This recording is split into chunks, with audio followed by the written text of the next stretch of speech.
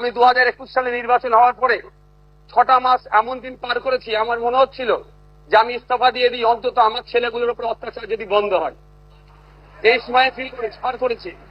Post-poll violence 2021 সালে, আমি এতে কিন্তু বিজেপিকে দরার সার্টিফিকেট দিচ্ছি না, কিন্তু 2021 সালে যে সমস্যার সম্মুখীন আমরা হয়েছিলাম, আমাদের কর্মী খুন হয়েছিল, একাধিক বাড়িঘর লুটপাট হয়েছে, ভাঙচুর হয়েছিল, সে অর্থে। তবে হ্যাঁ, একটা জিনিস, এই 2026-এ দাঁড়িয়ে কিন্তু বেশ কিছু ধর্মের স্থান আক্রান্ত হয়েছে। মাননীয় মুখ্যমন্ত্রী মহাশয়কে এবং বিজেপি যারা আছে তাদেরকে বলবো সেইগুলো আপনারা লক্ষ্য রাখবেন, সেগুলো লক্ষ্য রাখবেন। আজকে এই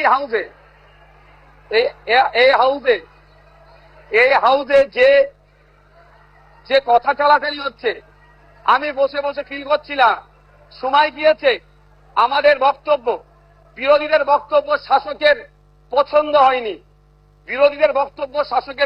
হয়নি, চিৎকার করে বন্ধ করে দেওয়া হয়েছে।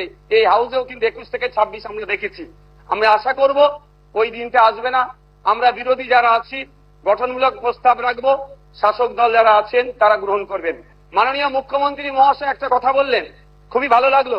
আমরা যারা একাধিকবার বিভিন্ন দপ্তরে লেটার করেছি, ন্যূনতম রেকগনাইজ আমাদের লেটারকে করা হয়নি, ইনক্লুডিং চিফ মিনিস্টারের কাছে।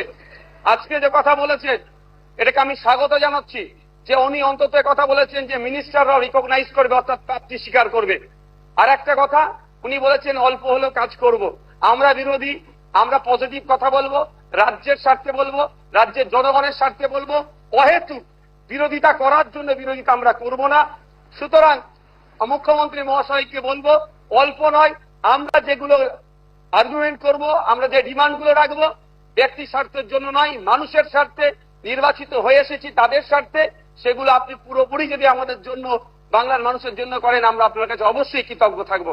আবারও মুখ্যমন্ত্রী মহাশয়কে ধন্যবাদ জানাবো।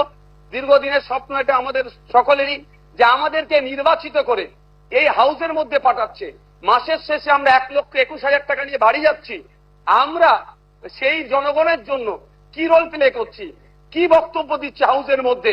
না, হাউসের মধ্যে এসে শুধু সময় কাটিয়ে চলে যাচ্ছি। যে আপনি লাইভ স্ট্রিমিং এর যে কথা বলেছেন, এটাও আমি আপনাকে কৃতজ্ঞতা জানাচ্ছি, স্বাগত জানাচ্ছি। এটা হওয়াটা খুবই দরকার ছিল।